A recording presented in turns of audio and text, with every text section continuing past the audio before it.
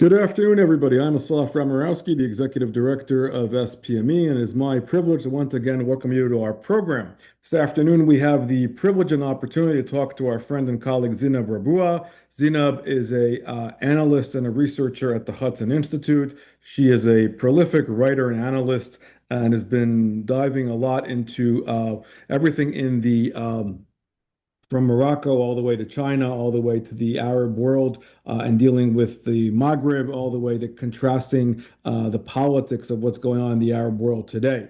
This afternoon, she's going to talk about really the impact of the Arab mindset and how it's been impacted by the current war with Iran. There's a lot to dive into on a lot of fronts. Not to mention, she's also done a lot of research on China of late, and she'll talk a little bit about that as well. So we'll have some time to dive into some of these aspects and especially seeing where it's going, given as we're waiting for President Trump to make decisions about where things are going with the war in Iran and the next steps. Housekeeping wise, Zineb will talk for about 10 minutes or so, framing the conversation. Then we'll go into Q&A, and we will take it from there. Questions will be done via the chat. So all you got to do is type in your questions in the chat, and we will do our best to get to them in a timely fashion. If we don't, I apologize in advance, and we'll try to respond after the webinar as well. So really, without further ado, Zineb, welcome to the show, and the virtual floor is now yours. Well, thank you very much, Asaf, for having me and for organizing this. And it's a real pleasure to speak with you and to expose some of my ideas on what happened recently. Perhaps, as you mentioned, I can start by just giving a big outline of what is going on and where I think we're heading. I wrote a piece for a free press on how America broke the Iran regime and why I think it's important to keep in mind and how much they've actually committed a lot of strategic mistakes. I understand that, with the information warfare, all the Lego memes and AI videos, it's very hard to actually understand what is actually going on. But I think taking a step back and looking at the big picture might help. So I outlined, I think, seven strategic mistakes that the IRGC has committed so far. I know that Strait of Hormuz is the main thing, the elephant in the room for a lot of people, but it's important to think of what Iran was trying to achieve because Iran's logic was that sustained pressure on global energy flows would actually put the market on fire, force Trump to recalculate and recalibrate. And so far, it just didn't happen. What actually happened was that Trump doubled down, and he said something like, "The strait is not for us, and we don't care about it, and you can just go get your own oil." And if you hear that, you think, "Oh, he doesn't have a plan," but actually, what he's doing is just denying the strategic importance of the strait, so that they cannot weaponize it. And I think that's very important at that level, because they were trying, obviously, to make him recalculate, and it just didn't happen. And the worst part about what they did on the strait is that on top of just hurting U.S. allies, they're also hurting China. China is the most one dependent on that strait, not just in terms of the oil, but also on the fertilizers. And it's very important to keep in mind because it's the spring, it's the season to use all of these commodities.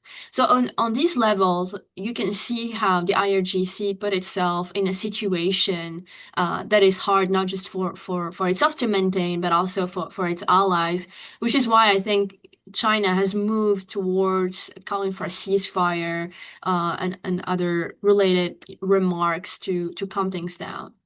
The second, I think, the second strategic mistake they've made was that I think the IRGC has been very used to dealing with leaders, especially for American presidents, who would, really try to get a negotiation and ask and make concessions. But Trump is just different. And it was very striking how he actually made, especially after the massacre of protesters in January, explicit threats against Khamenei, and they were not taken seriously. In fact, Khamenei was posting on X and other social media platforms about how Trump will vanish as a leader and other things. But there was an assassination that happened, and I think that they actually made a career of mistaking American restraint for American weakness. And it's a big error because, for example, right now, I think Trump escalated and made explicit threats, but they still think that they can have an advantage over him. I think it's very important to keep that in mind because they think that they're buying time, but they're not buying time. They're actually exposing themselves even more because this military operation is still hitting their command and control architecture. They cannot replenish their units as fast, and that's very problematic. The third mistake related to what I just said is also the tempo of escalations. I pointed out today how Trump has this tendency to sometimes take the tone of his adversaries, that he is ready to put everything on the table, that he's going to destroy them all and so on. And I think that's very typical Trump in a sense that yes, he just adapts to his adversary, but it's also very important to keep in mind that IRGC has always been the one in control of the pace of escalation. And one can just look at what happened in Syria and Iraq and elsewhere to come to that conclusion.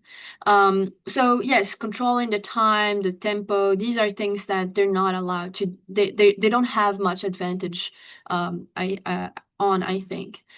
The fourth strategic mistake is, I think, and this is one of the most important ones. The first strategic mistake I outlined was to set the market on fire and make sure that the Strait of Hormuz makes the president flinch and think twice. Didn't happen, but also there is something else.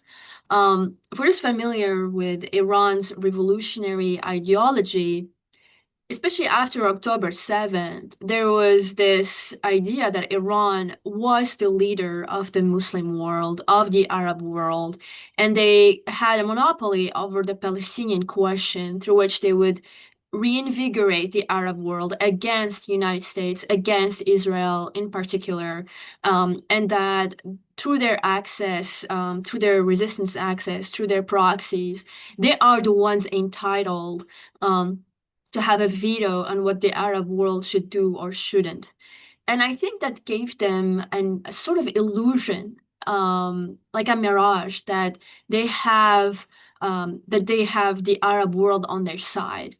And that's very important to take into consideration because one of the things they also wanted was to have images, from all of the Arab world, saying that the American and Israeli operation is a disgrace, it should never happen, and you would see protests across North Africa, Middle East, and Levant condemning the United States. It just didn't happen. Those images happened during the Iraq invasion. It didn't happen today. The IRGC made the mistake of also hitting Gulf countries.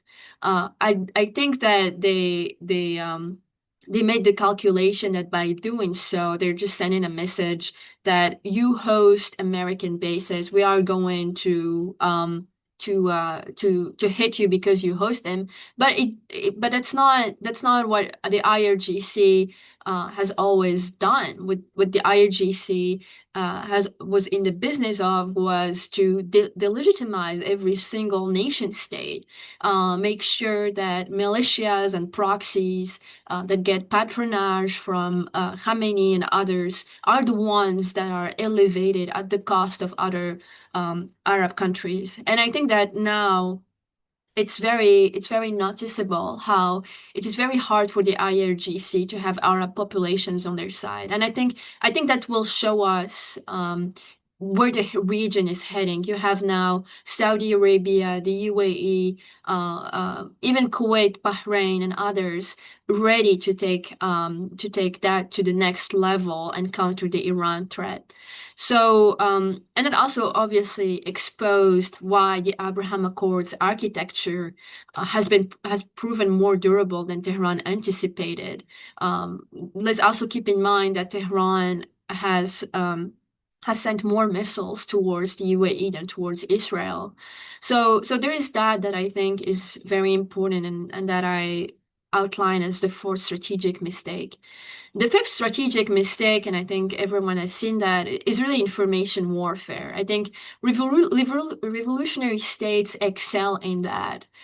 They are really good at selling to their audiences, but also to Western audiences, the illusion of success, that they are absolutely immune, that as long as they survive, they preserve their strategic interest. But actually, no. I think that at this point, it is safe to say that their own fabricated footage is giving them the illusion of battlefield success. I mean, the fact that they were absolutely certain that they would get that, I think, a weapon systems officer, and that they would humiliate the United States, but all they got was an underwear. It's just telling us how much they overestimate their own capabilities. And I think that's very important because Hamas and Hezbollah, especially Hamas, was in the same position. They really manufactured narratives. They overplayed the fact that they were the victims, but also if they were the aggressors, they were right to be so. And I think that it actually ended up hurting them. They don't know exactly who is talking to who. You can see that in their own statements. I think that this is a strategic mistake they're making, and especially when it comes to information warfare, it's usually too late when one realizes that. On the sixth strategic mistake, I think it's really about China. I wrote other pieces related to China, how China helped Iran have ballistic missiles, have its own arsenal, be able to basically have access to weapon systems and so on, but also to have a surveillance architecture. China, for example, was the one that helped Iran replace American GPS with Beidou and other related technologies. But the thing is, I think that so far it shows that China appears unwilling to escalate material support to a level that actually invites direct economic retaliation, especially from the United States. There were obviously reports that China was helping Iran, especially when it comes to intelligence and targeting data. But the thing is, there's only so much that China can do. When you are destroying the command and control, when you are making sure that the Iranians do not have access to basic weapon systems and so on, it's very hard to actually count on something as targeting data or to support the IRGC as being something that will elevate the IRGC's posture. I think that fundamentally there is only little that China can do to help the IRGC. Also, China is in a very difficult position because as much as China thinks of Iran as its partner in the region, that they have the 25-year cooperation agreement, China, at the end of the day, also considers Gulf countries as very important. I mean, there is an energy dependence. There are other related projects that China is interested in. But I think that they are making the calculus right now that it's better to condemn Iran's aggression. I think they did so, I think 3 weeks ago, when the Bahrainis have led a resolution at the UN level condemning Iran's aggression. And I think that's very important to take into consideration when we are discussing who is willing to help or not the IRGC. And so far, I think that they are massively in trouble on that angle. Finally, the seventh strategic mistake is, I think, is I think it's a structural mistake, and it's a structural problem that they're facing because their offensive and defensive architecture almost entirely is constructed around the proxy network.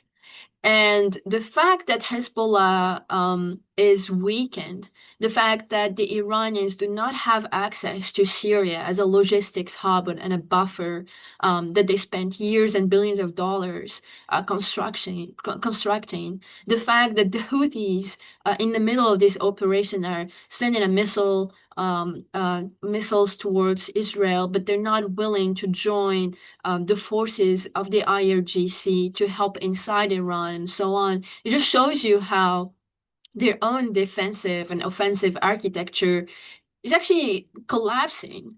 And the fact that they also have lost the 12-day war, I think people do not realize yet how much of their own legitimacy has been degraded. And I think that's very important to keep in mind because this is something that this is a mistake that cannot be easily reversible.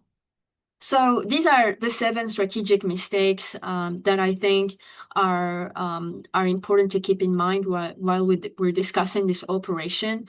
Obviously, right now there are discussions between Trump and some of the Iranians and so on about what can be done or whether they're going to accept a ceasefire. But I think that Trump is still very aggressive and very open about the fact that that he wants them to surrender. Whether they will do so or not, from my perspective, is that they they already set themselves for an imminent collapse because before the Operation Epic Fury started, the economy was already collapsing. Water management was not being handled well. I mean, people did not have access to water. Even Peshkian said something like, "Oh, we should move Tehran as a capital to elsewhere because we have no water." Inflation, obviously, but also currency, their own economy is basically destroyed, and they're destroying it even more. So the moment the economy of Iran opens up, I think we will see even more protests. There are consequences to losing wars, and especially that we're all discussing this while there's still an internet shutdown, and there is usually a trend of whenever the Islamic Republic shows itself very weak, there are more protests. So in all cases, I think that you know there's there are basically two destinations, and it's either compliance or collapse. And I think we're really moving towards the latter if they don't want to negotiate or abide by the administration's demands. So this is basically my short presentation, and I'm open to getting any questions. Great. Uh, Zineb, thank you for that. There's obviously a lot to go and a lot to discuss here. So let me take the prerogative of asking the first question. I mean, and going back to your 7 points, your fourth point, which is obviously one of the more critical ones, which we've all been discussing vis-a-vis, the connectivity aspect as it relates to the Arab world and Iranian proxies and how it all plays out. And obviously, the one of the dimensions that you obviously talk about, but maybe it's worth diving into as well a little bit more. But the religious dimension, I mean, the fact that the tension between Sunnis and Shiites and its reverberating effect or lack thereof when it comes to the Maghreb and the Gulf states and how it all plays into the dynamic. I mean, part of your correct assumption is that there was a perception within Iran that there would be a turning on when it comes to the U.S. and Israel, seeing them as the dual Satans. And that, of course, did not happen as a result of, I would say the normalization, the Abraham Accords. It all, really started to see the U.S. and Israel in a different light. As we're looking forward, I mean, where do you see, ways for, I guess, minimizing or again pushing away Hezbollah, Hamas, the Houthis in a way where we can cut them off entirely vis-a-vis where Iran is now currently as it relates to the larger new realignment that's happening in the Middle East. Um, it's a very complicated question. I don't have a direct answer, but what I would say is that for a very long time there was this assumption that the Islamic Republic's demands were legitimate demands, that it was representative of a certain vision of the Middle East, which is not working anymore. The Arab populations, they want investments, especially the young generation. They want investments, they want projects, they want more deals. And you can see that in Saudi Arabia. People are much more focused about, what the future will look like, how can we use this asset instead of the others, than engaging in theological and religious seminary debates. It's just not what the population wants. So on that level, I think it's very important to keep in mind that revolutionary states usually work when they continue the recruitment of people. The Islamic Republic is not able right now to recruit its own Iranian population to join this war. In fact, they had to, for example, I think I think recruit now from children, 12-year-old. I think that's how much they've realized that their revolutionary ideology is just not attractive anymore.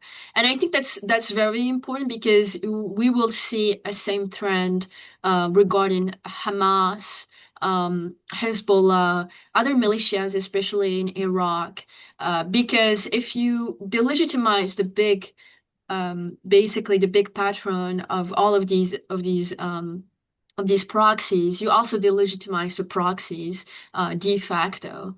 I would say that the Houthis, however, are a different problem. From what I understand, the Houthis, they're very much embedded locally.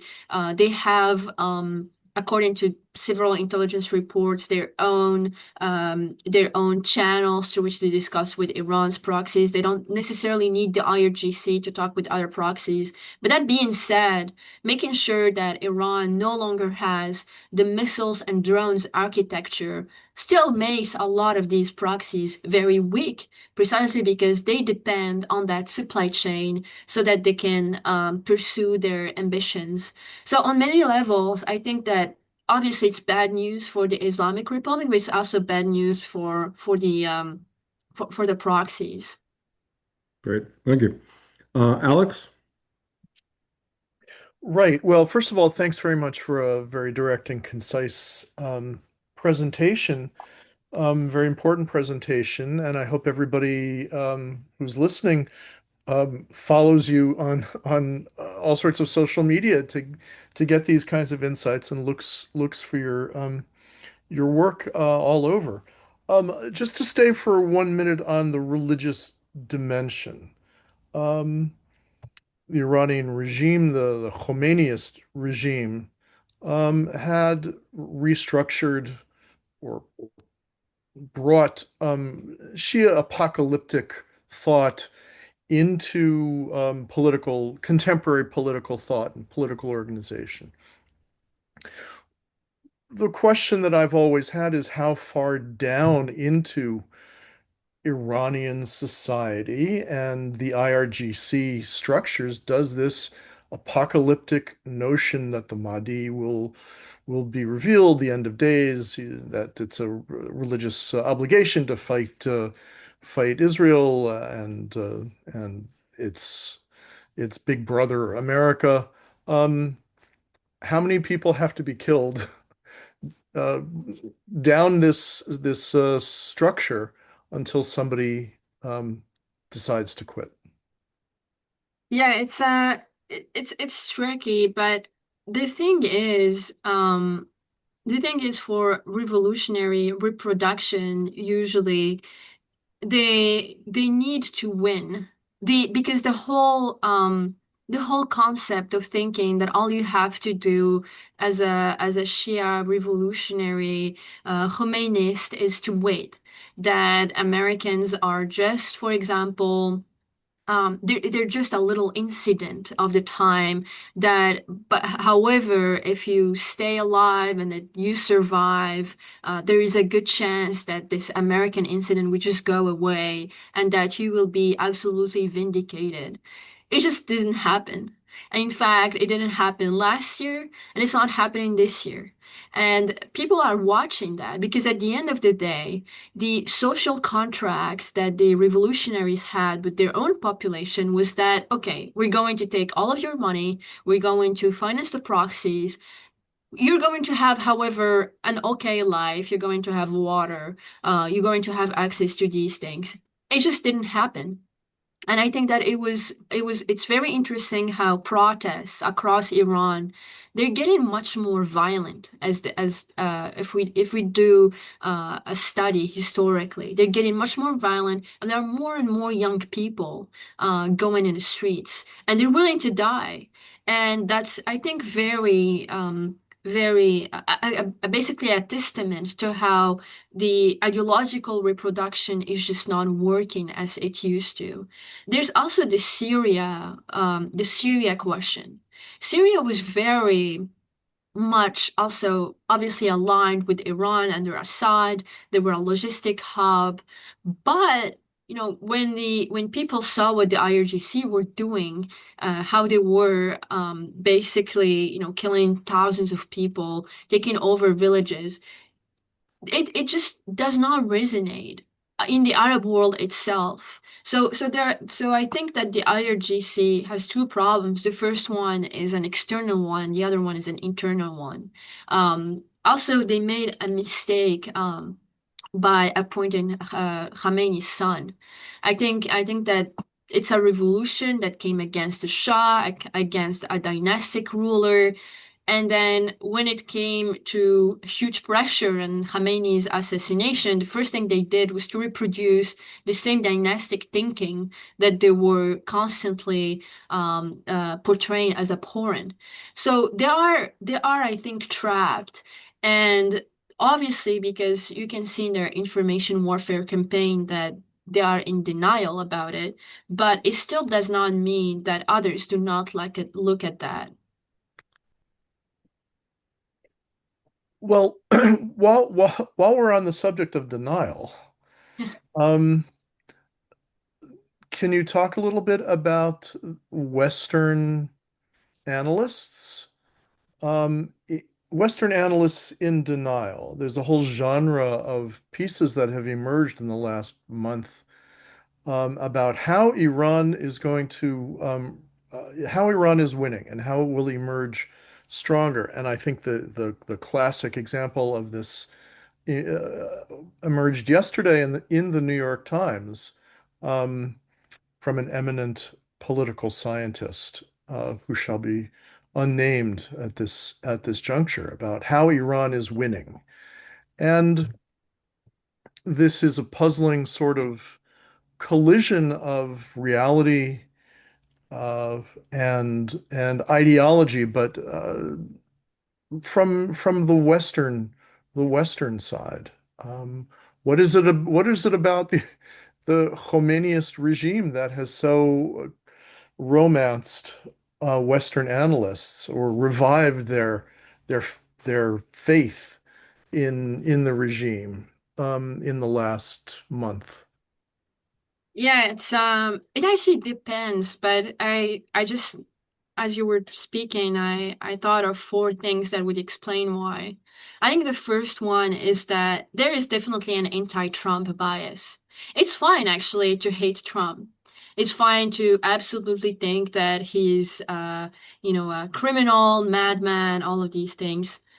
But still, when the IRGC cannot fight back, at the level where it says it would, I think that's just an objective fact. But I think there is a lot of, I think, anti-Trumpism playing into that is making, especially his opponents, take those sort of positions. There is also, I think, another layer to it, and it's the legalism and this tendency to look at foreign policy through multilateral discussions and UN type of organisms as being the only ones capable of countering an aggression because etc etc. I think that this is becoming, especially in Europe, it's very prevalent. Despite the fact that actually, Iran was precisely able to prosper because the international environment was so convenient.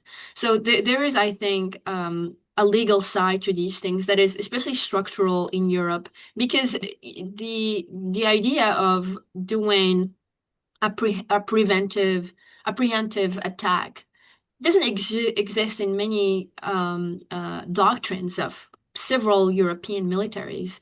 So I think that there is that part as well that just makes it structurally impossible to think that whatever is going on in Iran as being good. The other thing is obviously in the United States, always been the case. There's a huge isolationist, I think, group, and uh, obviously they think that the Middle East does not matter, that no matter what Trump will do, it will not work, that the United States has no business in doing this or that. So there is that ideological, I think, trend as well. But there's also, I think, a fourth, I call it third worldism as being in its own ideology since the 60s, where you analyze things from one premise and one premise only, that the United States is evil. And therefore, wherever the United States does can only be evil, and Israel is the representative of that evil in the Middle East. And the only way we can understand global power and international relations is to take into consideration the fact that America is a capitalist, colonial empire that needs to vanish. And if the Iranians win, and if they say that they're going to fight against it, well, it is only fair to side with the Iranians. I describe that as basically, I think it's a movement that is gaining a lot of, I think, support in the United States. Always been a movement very vibrant in Europe, but obviously, I'm giving you a long answer, but I think that there are different layers that play into why people say certain things or not. Well, the idea of the fundamental third worldist idea, or its manifestation, that the U.S. is the epitome of settler colonialist, capitalist, rapacious imperialism, et cetera, et cetera, et cetera, and Israel is its running dog, is really quite analogous to the Great Satan and the Little Satan, which is sort of a mainstay of Khomeiniist, if not doctrine, then rhetoric, for many years. So there's a nice meshing of sentiments there, if nothing else. And liberal internationalists, particularly in the Democratic Party, seem to be quite happy as temporary isolationists.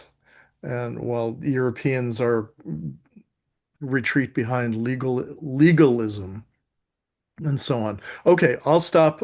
Should we take some questions from the audience? There are. Yeah, let's go to the audience, but Oh, let me. if I can add one last thing on what Go you ahead. just said, because I was thinking actually of a great book by Raymond Aron, and it's called The Opium of Intellectuals. Right. And it just Yeah. explains how, when you're an intellectual, you actually love structural thinking. You love certitudes because they're so rare and so scarce. And I think that the Islamic Republic gives some of that.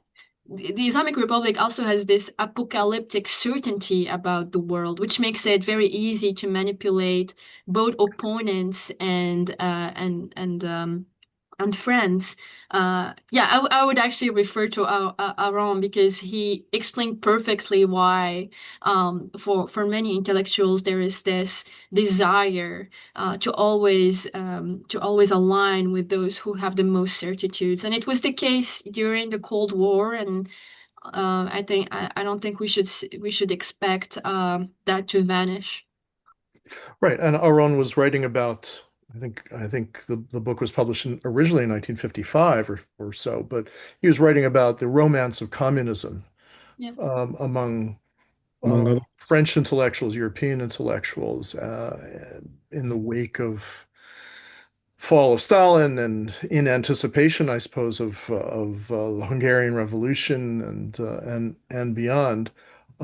Okay, so uh, let's take some Let, questions from the yeah, let me audience, say for please. the audience, but I also have a question, Zineb, but I'll come back to you on my question. But let's go to the audience for a second here. So let's. Don has a question. He's asking about, well, what does the future hold for Western Europe versus the Jewish communities, and how will the war with the impact with Iran will impact Israeli relations with Europe? And obviously, I know you've done a great deal of work also on connection between the Maghreb and Israel and whatnot. So maybe you want to kind of also expand on that beyond Europe as well. Sorry, can you repeat the question on how? How does the future, what does the future hold for Western Europe versus the Jewish communities? And how will that impact, the war with Iran, with Israel relations with Europe? Yeah, I've been very saddened by some of the the reactions of European countries. You can see that by how Israel has stopped certain dealings, for example, with France and other countries. Um, but it was in motion since I think October 7th.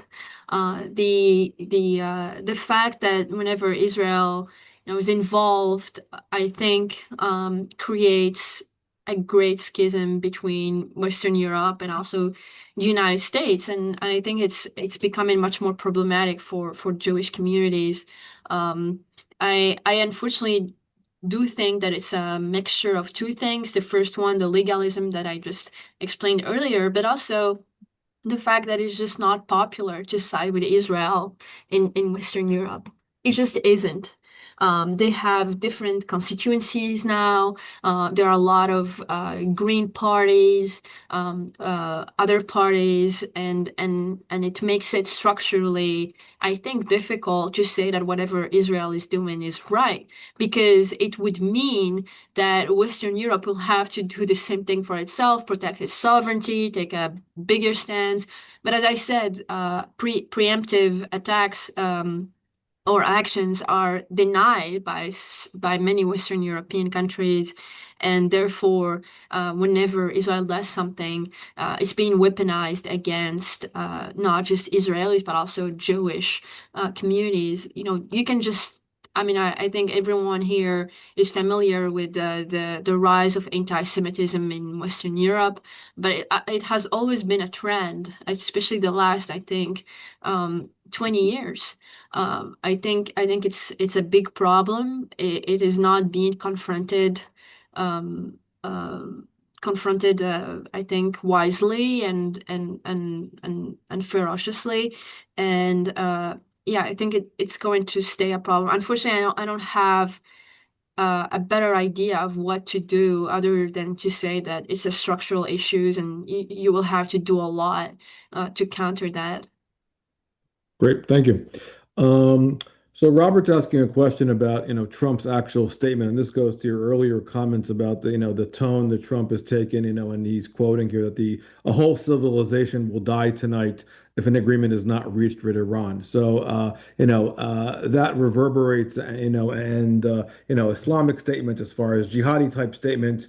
Do you think that that statement is a strong enough statement that's going to draw Iran into negotiations, or is going to intimidate Iran, to further or just, basically balk at all of this? I mean, what is your impressions of the how the statement will be taken in by Iran and by, its proxies? I think the statement scared them. I genuinely think so. I think they were not expecting that at all. And I also think that I also think it's correct to assume that Trump is just adopting their same tone, their same rhythm. No one spoke to them like this before. No one put everything on the table. For example, he said that, ground troops um, are uh, are on the table as well.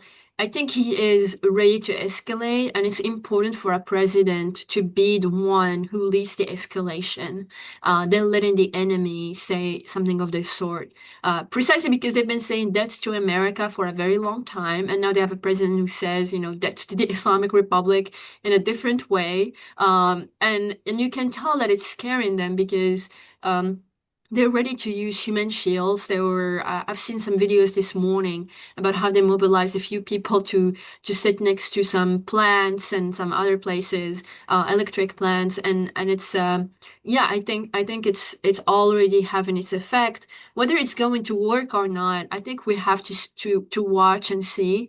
From what I can tell, they're very I think they still underestimate what Trump can do, and you can see that right after, even after the assassination of Khamenei, they still doubled down and they attacked their Gulf neighbors. So there's a possibility that they would still escalate, but I think that Trump is ready to also follow through.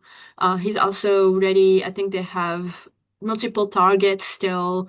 They can finish. And I think we should expect that as well. It can go both ways, I believe. Great. So let me go back. I had a question before we went into the audience. I just wanted to go back to, to Alex's point about this, defeatism, in American, and how the analysts have been interpreting and Iran and and what's been going on. One aspect that we didn't talk about yet, and you're very active on social media. We know that Hamas, and Hezbollah had a massive social media apparatus as far as the battlefield and the informational warfare. Can you talk about a little bit about Iran's, in that regard, and how that, of course, has the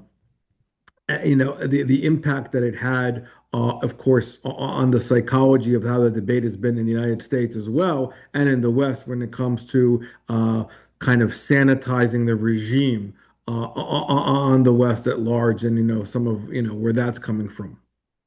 Yeah, I think that Iran benefits from something that Hamas didn't have, which is to have, Chinese and Russian bots all also ready and willing to mobilize at a greater scale to see, the defeat and humiliation of the United States. They've also been very active. Um, and you can see how they, I mean, I can see it because whenever I write something about how, this is affecting China, I get thousands of them going after me. But I think that this is something they also have in their information warfare toolkit that Hamas didn't have.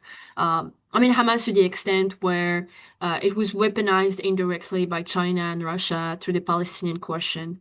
Um, so there is that. The other thing is, I generally think that there's a problem in the United States where where obviously it's very hard to understand some of the debates inside Iran and to understand Iran as a whole.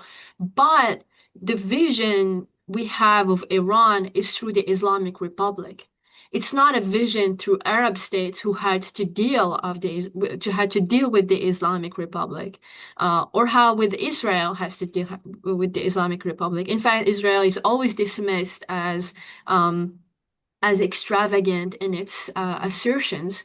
But how people are so quick to dismiss how the UAE, Kuwait, Bahrain, for example, even Qatar, Qatar was so invested in mediations between Iran and the United States, and they still got hit. And it will take them, I think, 3 years or so to repair that terminal. So there is no one actually also I mean, no one. There are a lot of people, but they get dismissed, translating to, I think, the greater public what the Arabs are experiencing through this, and rather that it is the Islamic Republic being own vision being elevated. I think that creates, I think, a vacuum that the IRGC and its, bots use against the West. There's also the fact that, I think that there was obviously the Iraq invasion trauma in the United States. Iraq was absolutely a disaster, but also Vietnam and others. So I think psychologically there's still a problem whenever the United States does something in the Middle East. I think Trump is trying to break that taboo, especially if this operation ends up succeeding and becomes successful. But I think that there is also that psychological thing that also the Islamic Republic plays out, and you can see that, for example, when they said, "Oh, we are ready to welcome American ground troops." It was really playing at the psychological level as well. For Western, obviously, analysts, I think it's a mix, as I said, of third worldism, anti-Trumpism, legalism, and all of these things. Great, thank you. Alex, back to you. Yes. I mean, clearly, Trump speaking in Middle Eastern terms is using that kind of rhetoric is something that Europeans and Americans are wholly unfamiliar with and wholly horrified by. But that's how people talk in the Middle East, and maybe it's conveyed a message. But I want to ask you about some other players that we haven't really emphasized enough, and that's Saudi, UAE, and Qatar, all of whom, as you pointed out, have been on the receiving end of far more ballistic missiles than Israel has, and who have been talking a good game for the last month, saying we're going to get involved, going to get involved, but haven't taken any direct, kinetic, visible action yet. Where is this going to go? What will be the trigger for them to actually get directly involved? And I think the trigger, there's a resolution that needs to pass right now. The French actually blocked it, the Russians, the Chinese as well. It's very important to have that legal cover, from what I understand, especially the Bahrainis are leading that because it's a resolution. It's in the text that sort of Hormuz, should not be weaponized and so on. I think once we see some clarity on that, we can see them moving. But I also think that I think Trump mentioned in the French conference yesterday that they're absolutely helping, etc. And I think they are, and I think that they have no choice as well.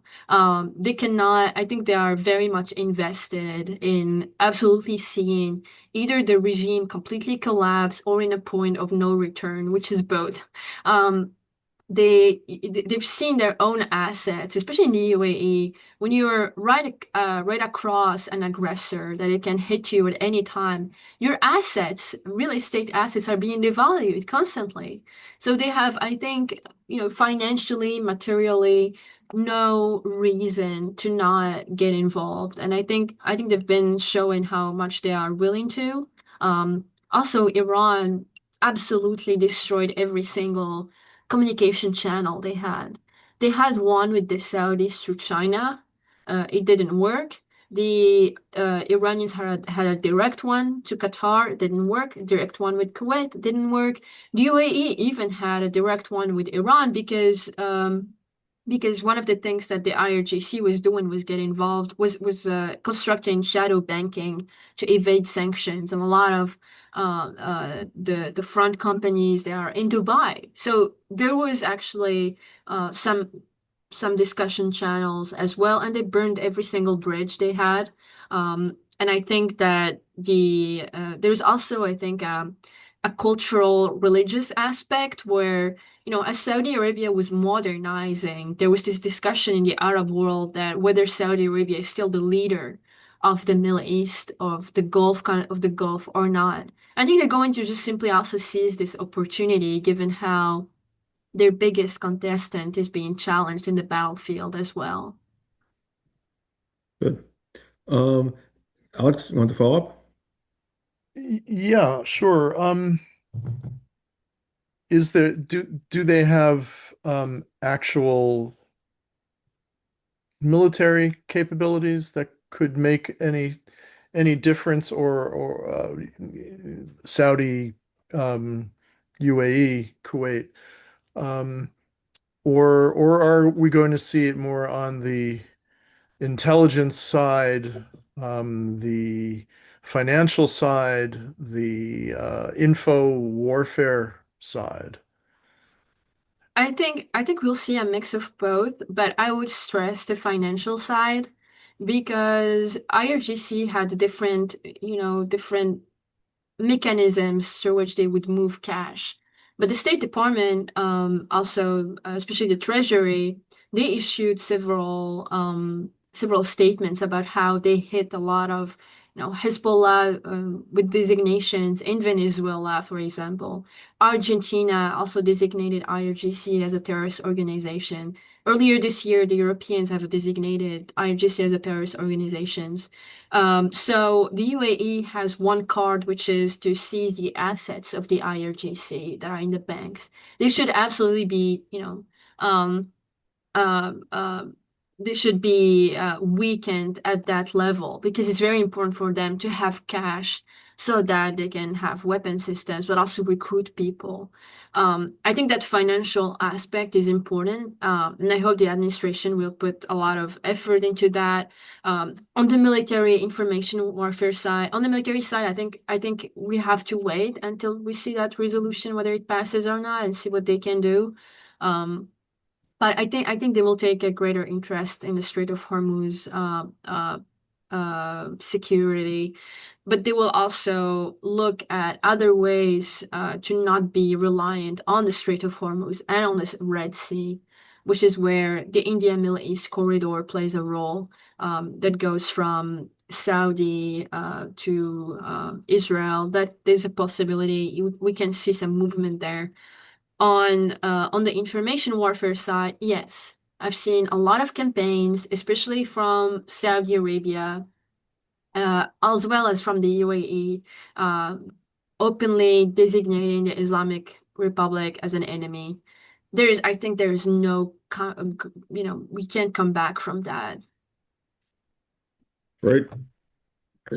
Zineb, I want to, just keeping an eye on the clock. So I really, I want to thank you for taking the time to talk to us today. I mean, there's definitely a lot more to unpack, and there's a lot more to discuss, and things are happening at, in rapid, in hourly changes, if not faster. So obviously, I hope you can come back again and talk to us. And as Alex mentioned at the beginning of the show, I mean, anybody who's not following should be following you because whatever you have to say is indeed important and critical to follow and to see how things are developing and the reactions. Thank It's you an very important much. part of monitoring the situation, which is what we all do. And so everyone should please be following her. Yeah, And, Zenep is somebody for sure to follow. And of course, I want to thank everybody who joined us this afternoon, as always, for taking the time. Be on the lookout for future shows. They'll be coming out in the next week or so. And of course, I want to thank Alex, as always, for joining me, and Zineb, above all, for taking the time to talk to us. Hopefully, we'll get to see you in Washington at the conference. And we look forward to talking again. So, everybody, have a good day, and we'll talk soon. Thank you very much, Asaf and Alex. It's a great pleasure. Take take care. care then. Be seeing you. Bye.